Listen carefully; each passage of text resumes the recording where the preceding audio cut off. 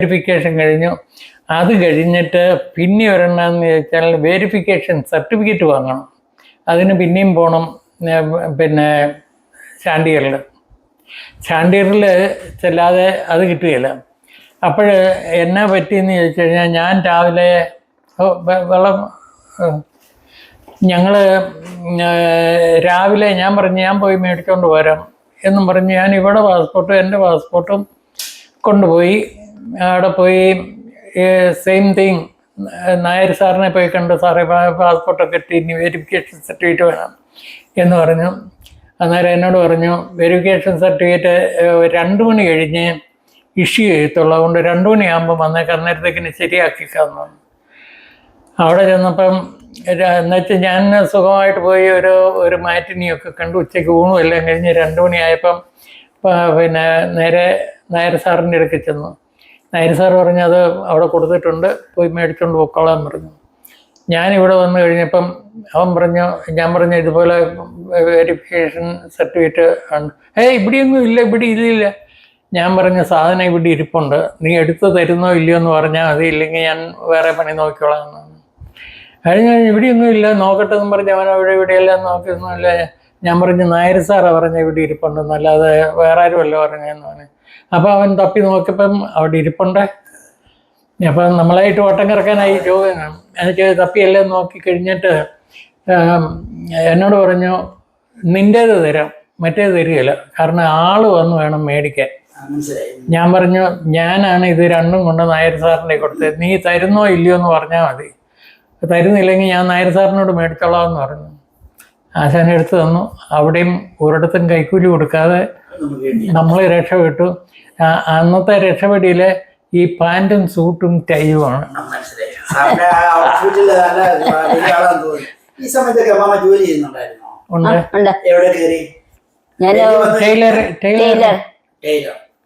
ഫൈസലാബാദിൽ ഒരു Taylor company ഉണ്ട്, അവിടെയായിരുന്നു. ഹോസ്പിറ്റലല്ല, ഒരു ഫാക്ടറിയാ. അവരുടെ ഡിസ്പെൻസറിയിൽ ഒരു നേഴ്സ് ഉണ്ട്. ആ നേഴ്സിന്റെ വേക്കൻസിയിൽ എവിടെയാ ചെയ്തത്? ഒറ്റ നേഴ്സ് മാത്രം. ഇനി അവിടെ ജോലി കിട്ടിയവരും കൂടെ പറയണം. അവിടെ ജോലി കിട്ടിയത് എങ്ങനെയാന്ന് ചോദിച്ചു കഴിഞ്ഞാൽ ഞാൻ കല്യാണം കഴിക്കാൻ പോകുമ്പോഴേ ടൈലറിൽ പറഞ്ഞാ പോയത് ഞാൻ കല്യാണം കഴിക്കാൻ പോകുന്ന ഒരു നേഴ്സിനെ ആയിരിക്കും, വരുമ്പം ജോലി വേണം ഇവിടെ എന്ന് പറഞ്ഞു. അങ്ങനെ പോയി കല്യാണം കഴിച്ചു. 1 മാസം അല്ല, കല്യാണം കഴിക്കാൻ പോകുമ്പോഴല്ലോ പറഞ്ഞ, കല്യാണം കഴിച്ചേച്ച് വന്നപ്പോഴാണ് പറഞ്ഞു ഞാൻ കല്യാണം കഴിച്ച ഒരു നേഴ്സിനെയാണ്, വരുമ്പം ജോലി വേണം, കാരണം അവിടെ ഒരു വേക്കൻസി വരുന്നുണ്ടെന്ന് ഞാൻ അറിഞ്ഞു. അപ്പം പറഞ്ഞു വേണമെന്ന് പറഞ്ഞു. അങ്ങനെ ഇവള് വന്നു. കഴിഞ്ഞപ്പോഴാണ് അവിടെ ആളെ എടുക്കുന്നത്. അപ്പം ഇവള് ആപ്ലിക്കേഷൻ കൊടുത്തു. അവിടുന്ന് ഇൻ്റർവ്യൂവിന് കാർഡ് അയച്ചിട്ട് ഇവക്ക് കിട്ടിയില്ല. ഇല്ല, മുക്കിയതൊന്നും ആരും മുക്കിയൊന്നും ഇല്ല. അതാ എൻ്റെ രസം. അവിടുന്ന് സന്ധ്യ ആയപ്പോഴ് ഈ ഇന്റർവ്യൂ നടത്തുന്ന പുള്ളി ഒരാളെ പറഞ്ഞ് വീട്ടിൽ വിട്ടിരിക്കുന്നു. പുള്ളിക്കാരത്തെ കണ്ടില്ല, എന്താ വരാഞ്ഞ്. ഞാൻ പറഞ്ഞു ഇവിടുന്ന് പിന്നെ അതെ ഇന്റർവ്യൂവിന് കാർഡ് വന്നില്ലെന്ന്. എന്നാൽ കാർഡൊന്നും വേണ്ട, നാളെ ഇങ്ങ് വന്നേക്കാൻ പറഞ്ഞു. പിറ്റേ ദിവസം അവിടെ ചെന്നു, ജോലിയും കിട്ടി. 5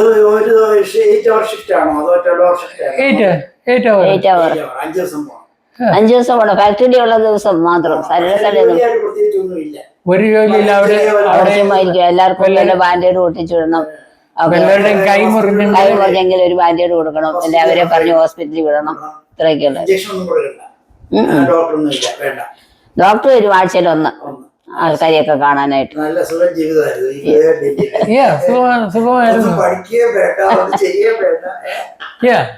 അതായിരുന്നു ഞങ്ങൾ അവിടെ ആയിരുന്നെങ്കിൽ അങ്ങനെ. ടൈലറിന്റെ ബസ്സുണ്ട്, കമ്പനിയുടെ ബസ്സേല്. എത്ര പേരുണ്ട് അവിടെ? ഒത്തിരി ആൾക്കാർ. എത്ര കാണില്ലേ? കാണുമായിരിക്കും. എത്ര? എനിക്ക് ഈ ഫാക്ടറി ഒക്കെ പരിചയമുള്ള അല്ലെ ആവശ്യം ഉണ്ടെങ്കിൽ പോവും. അവിടെ ഒത്തിരി പേർക്ക് ജോലി വാങ്ങിച്ചു കൊടുക്കും. എങ്ങനെയാന്ന് ചോദിച്ചു കഴിഞ്ഞാല് ഈ ചില ഡയറക്ടേഴ്സ്, ചീഫ് എഞ്ചിനീയേഴ്സ് ഇങ്ങനെയൊക്കെ ഓരോരുത്തർ എൻ്റെ അടുക്ക വരും ഓരോ കാര്യത്തിന്. വന്നു കഴിഞ്ഞാൽ ആദ്യമേ എൻ്റെ ക്വസ്റ്റ്യൻ നിങ്ങളുടെ അവിടെ വേക്കൻസി വല്ലതും ഉണ്ടോ? എല്ലാവരും എൻ്റെ കസിനാണ്. എൻ്റെ ഒരു കസിനുണ്ട്, ഒരു ജോലി വേണം, ജോലി ഇല്ല നിൽക്കാന്ന് പറയും. അങ്ങനെ എല്ലാവർക്കും ജോലി മേടിച്ചു കൊടുക്കും. അങ്ങനെ ഈ പാസ്പോർട്ട് എടുക്കഴിഞ്ഞ് എത്ര നാൾ കഴിഞ്ഞപ്പോഴത്തേനും ഇവിടെ പുള്ളി വന്നു? 1 വർഷം എടുത്തല്ലേ? എവിടെ? അമേരിക്കക്ക് വരാൻ വിസ സ്റ്റാമ്പ് ചെയ്യാന് 1 മാസം. ഞാൻ പറഞ്ഞില്ലേ, സെപ്റ്റംബറിൽ ഞങ്ങൾ ആപ്ലിക്കേഷൻ കൊടുത്തു. സെപ്റ്റംബറിലല്ല, ഓഗസ്റ്റിൽ ആപ്ലിക്കേഷൻ കൊടുത്തു. സെപ്റ്റംബറിൽ പിന്നെ ഇന്റർവ്യൂവിന് വിളിച്ചു. ഒക്ടോബറിൽ ഞങ്ങൾ വിസ കിട്ടി ഇവിടെ വന്നു. അല്ലാതെ ഡൽഹിന്നാ പോകുന്നത്. അത് ഫ്ലൈറ്റ് ഓർക്കുന്നില്ല, സ്റ്റോപ്പ് അന്നൊക്കെ 3-4 സ്റ്റോപ്പ് ഒക്കെ.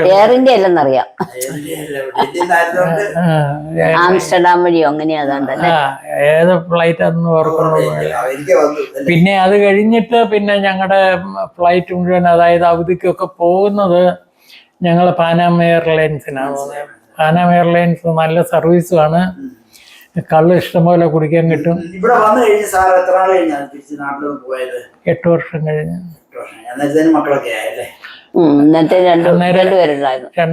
രണ്ട് മക്കളായി. ഇവിടെ വന്ന് 3-4 വർഷം കഴിഞ്ഞപ്പോഴാണ് മൂത്ത കൊച്ചുണ്ടായത്. 73 വന്നു. 75 മൂത്ത മോള് ഉണ്ടായി. കൊച്ചുമക്കളുണ്ട്. കൊച്ചുമക്കൾ ഒരു മകള് കോളേജിൽ പോകാറായി. മറ്റേ വേറെ പിള്ളേരൊന്നും ആയില്ല. മകൻ കല്യാണം കഴിച്ചില്ല. അവനും എന്റെ സ്വഭാവം കല്യാണം കഴിക്കുന്നില്ലെന്നും പറഞ്ഞ് നിൽക്കുകയാണ്. അറിയാൻ മേല. വന്നാൽ നമുക്ക് പിടിപാടൊന്നുമില്ല, നമുക്ക് നോട്ടമൊന്നുമില്ല. സായിപ്പായാലും വേണ്ടില്ല, മദാമയായാലും വേണ്ടില്ല. ഫാമിലിയായിട്ട് ജീവിക്കണം എന്നൊരു ഇതുണ്ട്. അവൻ്റെ പക്ഷേ എല്ലാ ആഴ്ചയിലും ഇവിടെ വരും, അപ്പനെയും അമ്മയും കാണും, എന്തെങ്കിലും വേണമെങ്കിൽ ചെയ്തു തരും, വല്ലയിടത്തും പോകണമെങ്കിൽ കൊണ്ടുപോകും. അങ്ങനെയൊക്കെയുള്ള കാര്യങ്ങൾ ചെയ്യുന്നു. കുഴപ്പമൊന്നുമില്ല, ഉഴപ്പി നടക്കാറില്ല. അവന് ഒരു എഞ്ചിനീയറാണ്. ഞാൻ ഇവിടെ വന്ന പിന്നെ നിർത്തിയത്. നോർത്ത് കരോളിന വെച്ചെല്ലാം ഞാൻ ഓടിക്കുമായിരുന്നു. ജോലി ചെയ്ത കാലം മുഴുവൻ ഓടിക്കുമായിരുന്നു.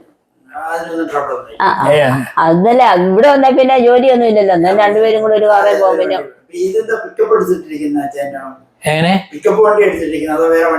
അത് എനിക്ക് പണ്ട് മുതലേ ഒരു പിക്കപ്പ് ട്രക്ക് ഉണ്ട്. അത് ഓടുന്നൊന്നുമില്ല. 1 വർഷം കൂടി വന്നാൽ 2000 മൈൽ ചിലപ്പോൾ ഓടും. അത്ര അത് ഓടാറില്ല. കാരണം ഞങ്ങള് വണ്ടി മേടിക്കാൻ കാര്യം എന്നാന്ന് വെച്ച് കഴിഞ്ഞാൽ, ഞങ്ങള് ന്യൂയോർക്കിലായിരുന്നു. അപ്പം ഞാനൊരു ക്യാബിനറ്റ് വാങ്ങിച്ചു CHCന്ന്. അത് കൊണ്ടുവരാൻ മാർഗമൊന്നുമില്ലായിരുന്നു. പിന്നെ കാറിന്റെ ഡിക്കിക്കകത്ത് കയറ്റി വെച്ച് കൊണ്ടുവന്നേ. അപ്പം അതിന്റെ പുറകുവശം നിലത്ത് വഴി കിടന്ന് ഒരഞ്ഞാണ് വന്നത്. അന്ന് തീരുമാനിച്ചൊരു ട്രക്ക്. അന്നേരം ജോലിക്ക് പോകാൻ 2 വണ്ടി വേണം. ഒന്ന് ഇവള് ഓടിക്കും, അപ്പം ഞാൻ ട്രക്കും കൊണ്ട് ജോലിക്ക് പോകും. 2 വണ്ടി. കൃഷി താല്പര്യമുണ്ട്. ഈ വർഷം കൃഷി ഒന്നും ചെയ്യുന്നില്ലെന്നും കൊണ്ടിരിക്കുകയാണ്.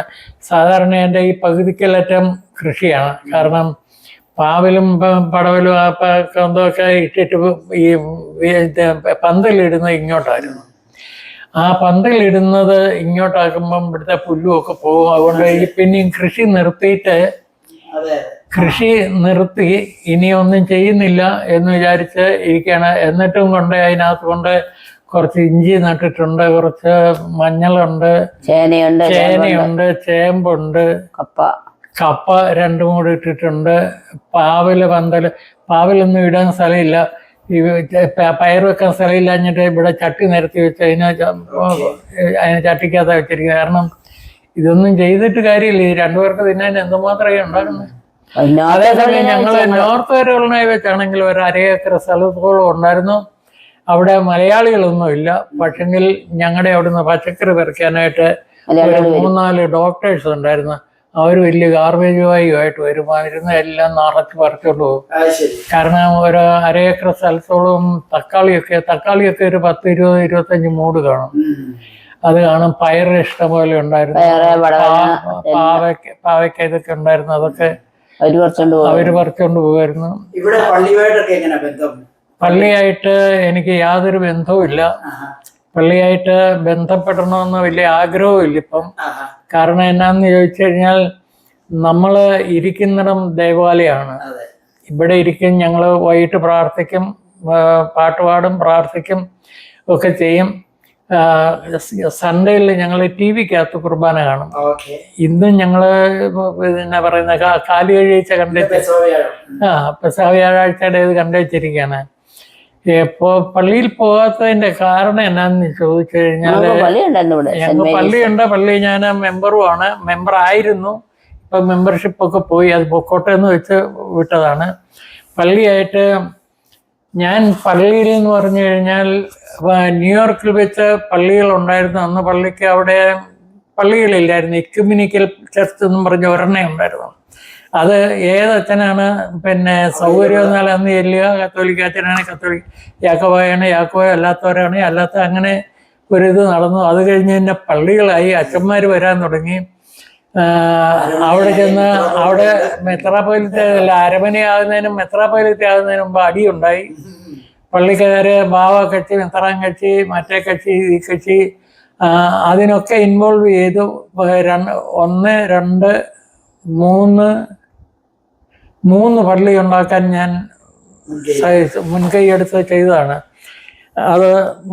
അതിൽ 2 പള്ളി ഇപ്പോഴും കാണും. പക്ഷേ ഒരു പള്ളി ഞാൻ തന്നെ ഉണ്ടാക്കി, ഞാൻ തന്നെ തല്ലിപ്പൊളിച്ചു. കാരണം എന്നാന്ന് ചോദിച്ചു കഴിഞ്ഞാൽ ഇവിടെ ഒരച്ഛൻ വന്നു നാട്ടിൽ നിന്ന് വന്ന് എൻ്റെ കൂട്ടത്തിൽ എൻ്റെ ഒരു ഫ്രണ്ടിൻ്റെ വീട്ടിലാണ് അച്ഛൻ താമസിച്ചത്. അപ്പോൾ അവർ രണ്ടുപേരും കൂടെ എൻ്റെ വേറൊരു ഫ്രണ്ടിൻ്റെ വീട്ടിൽ പോയി. അവിടെ ചെന്നിരുന്ന് കഴിഞ്ഞാൽ ഇങ്ങനെ പള്ളിക്കാര്യത്തെ പറ്റിയൊക്കെ സംസാരിച്ചപ്പം അച്ഛൻ പറഞ്ഞു, അച്ഛൻ കുർബാനയല്ല, എവിടെയെങ്കിലും സ്ഥലം കിട്ടിയാൽ മതി എന്ന് പറഞ്ഞു. ഉടനെ എന്നെ വിളിച്ചു. എങ്ങനെയാ? അച്ഛൻ പറഞ്ഞു, എനിക്ക് വിരോധമൊന്നുമില്ല, പക്ഷേ നമ്മൾ 3 പേരേ ഉള്ളൂ. അച്ഛനോട് പറയും 3 പേർക്ക് വേണ്ടിയിട്ട് കുർബാന എല്ലാമെങ്കിൽ ചെല്ലാൻ പറഞ്ഞു. അച്ഛന് കുഴപ്പമൊന്നുമില്ല, 3 പേരാണെങ്കിൽ 3 പേര്. അച്ഛനെ ഞായറാഴ്ച കുർബാനയല്ല. ഞാൻ പറഞ്ഞു, അങ്ങനെയാണെങ്കിൽ ഒരു കാര്യം ചെയ്യാം, അച്ഛൻ ഒരു കാര്യം ചെയ്യണം. ഈ 3 പേരെ ഉള്ളെന്നും കൊണ്ട് പള്ളി തുടങ്ങിയാൽ മതി. ഈ 3 പേരും പള്ളി വരും, വേറെ ആരും ഇല്ലെന്ന് വിചാരിച്ചാണ്.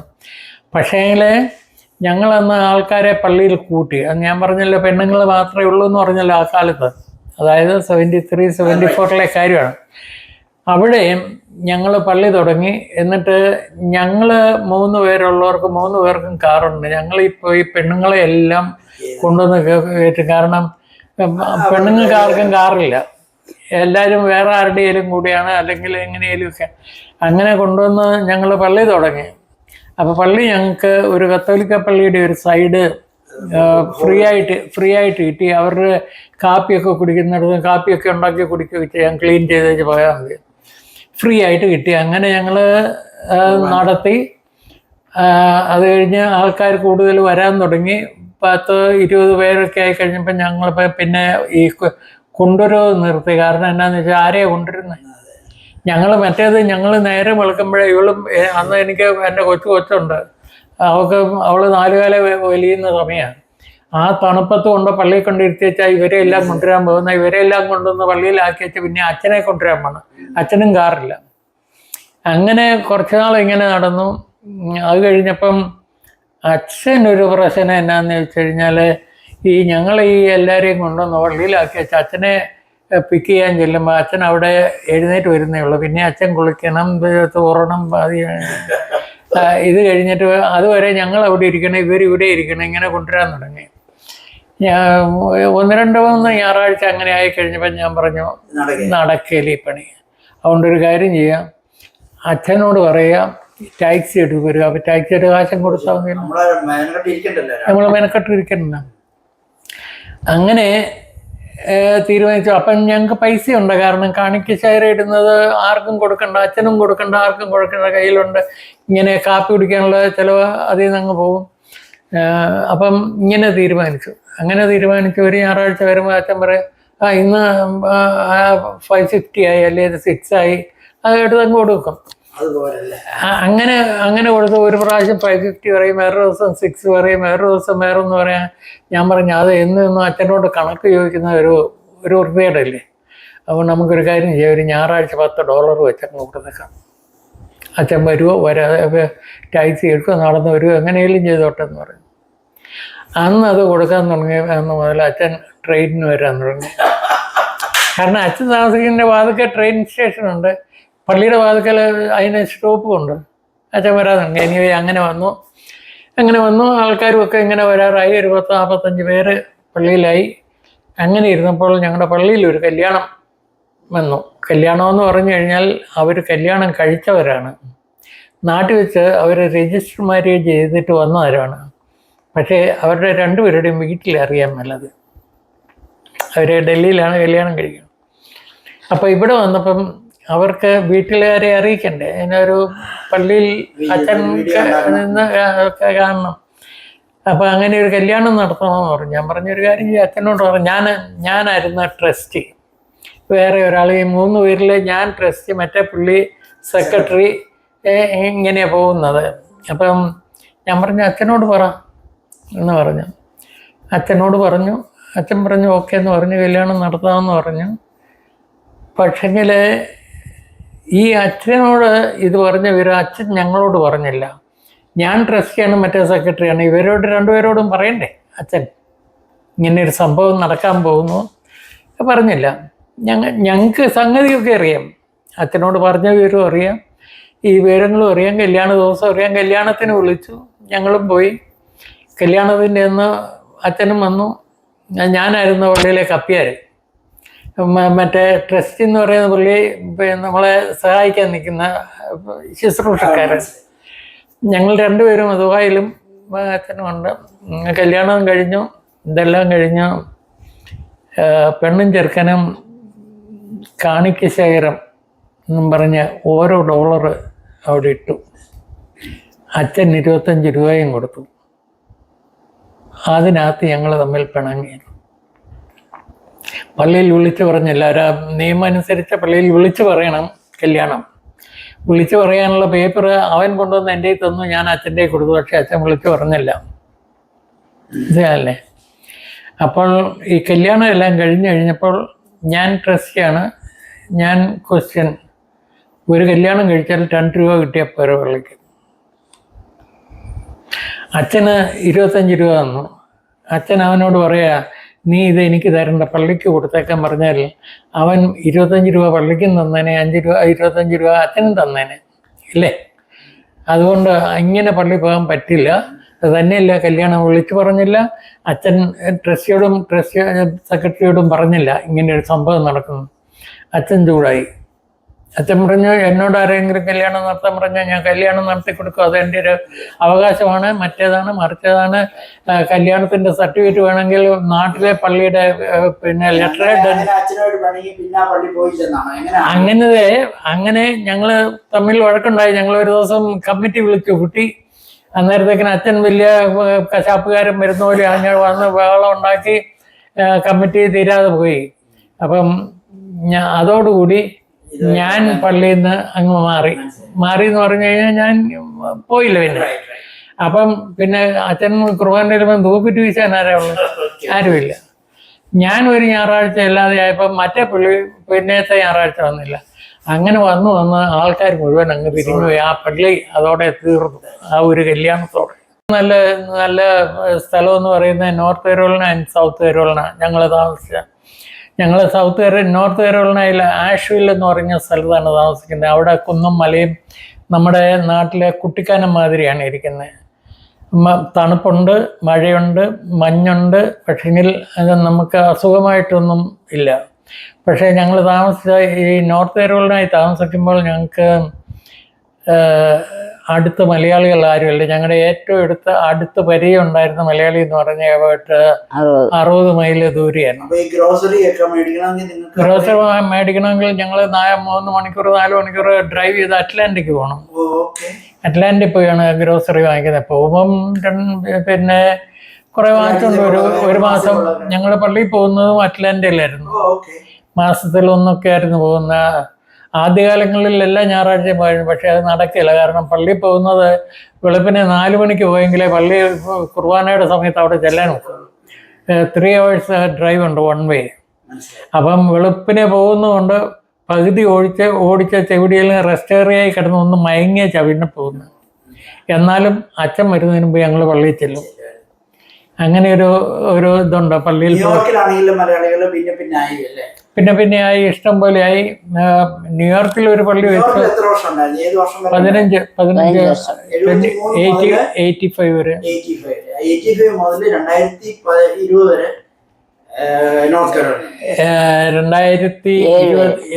2007 വരെ നോർത്ത് കരോളിനയില്, 7 മുതൽ 2019 വരെ സൗത്ത് കരോളിനയില്.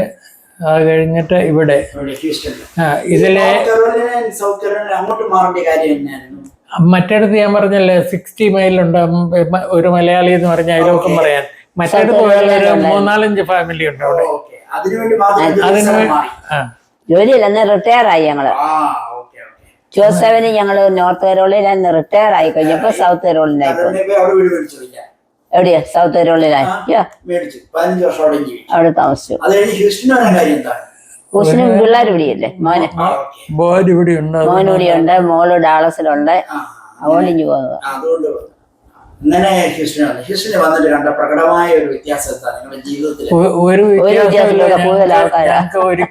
ഒരിക്കലും ഇഷ്ടപ്പെടാത്ത ഒരു സ്ഥലമാണ്. ഞങ്ങൾ പണ്ടേ തൊട്ട് വരണ്ടെന്ന് വെച്ച് സ്ഥലം. ഞങ്ങൾ വന്ന കാലം മുതൽ പലരും പറഞ്ഞിട്ടുണ്ട്. പക്ഷെ ഞങ്ങൾക്ക് ഇഷ്ടമില്ലാത്ത ഒരു സ്ഥലമായിരുന്നു ഇത്. ഇപ്പൊ ഡൽഹിക്ക് അവസാനം പോയതെന്നാണ്. എവിടെ? ഡൽഹിക്ക് അവസാനം പോയതെന്നാണ്. ഡൽഹിക്ക് പോയത് 10 വർഷമായോ? 10 വർഷം മുമ്പ് നമ്മൾ പോയതാണ്. അവിടെ ആരെങ്കിലും ഉണ്ടോ? ഇന്നും വിളിക്കാൻ പറ്റിയ സുഹൃത്തുക്കളോ ഫാമിലിയൊക്കെ ഉണ്ടോ? ആരുമില്ല. അങ്ങനെ ഡൽഹിയിൽ നിന്നും ആരെയും വിളിക്കാറില്ല. നാട്ടില് വിളിക്കാറുണ്ടോ ആരെയും? നാട്ടില് അനിയത്തിയുണ്ട്, എന്റെ ആങ്ങളയുണ്ട്, വിളിക്കും. അവരെയൊക്കെ വിളിക്കും. കുടുംബക്കാരുണ്ട്? എന്റെ കുടുംബത്തെ എന്റെ കൊച്ചാങ്ങള് നേരെയാണ്. പുള്ളിക്കാരൻ എന്ത് ചെയ്യുന്നു? പുള്ളി ഇപ്പൊ ഒന്നും ചെയ്യുന്നില്ല. എന്തായിരുന്നു പുള്ളി? ബിസിനസ് ആയിരുന്നു. അച്ഛന്റെ ജ്വല്ലറി ഷോപ്പ് ഇപ്പോഴും ഉണ്ടോ? ടെക്സ്റ്റൈൽ ഷോപ്പ് ഇപ്പോഴും ഉണ്ടോ? ഇല്ല.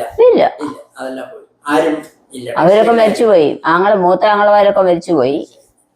അമേരിക്കയില് സ്വന്തക്കാരൊക്കെ ഉണ്ടല്ലോ അല്ലെ? ആരാ ഉള്ളത്? അമേരിക്കയിൽ എന്റെ ഒരു ആങ്ങളയുണ്ട്, 2 ആങ്ങളമാരുണ്ട്. ന്യൂയോർക്കില്. അച്ഛന്റെ സ്വന്തം? എന്റെ ഒരു അനിയൻ ന്യൂയോർക്കിലുണ്ട്, ഒരാള് ഫ്ലോറിഡയിലുണ്ട്. അവരാരും ഹ്യൂസ്റ്റണിലോട്ടും ആരുമില്ല. വല്ലപ്പോഴും വന്ന് അനിയൻ വരും കാണാൻ. അവരൊക്കെ ഏത് ഫീൽഡില്ല? എല്ലാരും മെഡിക്കൽ ലൈനാണോ? എല്ലാരും ഒക്കെ റിട്ടയർ ആയി. എല്ലാരും റിട്ടയർ ആയി. ഇനി വല്ലപ്പോഴും ചേട്ടനെ കാണണമെന്ന് വെച്ചാൽ ആരെങ്കിലും വന്നെങ്കിൽ കാണാം. അമേരിക്കയിലെ കൂടുതൽ കാര്യങ്ങൾ അറിയണമെന്നുണ്ട്. നമുക്ക് അടുത്തൊരു സമയത്ത് നമുക്ക് ഇരിക്കാം. കാരണം ഇത്രയും ആയിക്കോട്ടെ. ഇനി ഇത് തന്നെ അടുക്കും, എഡിറ്റ് ചെയ്യുമോ?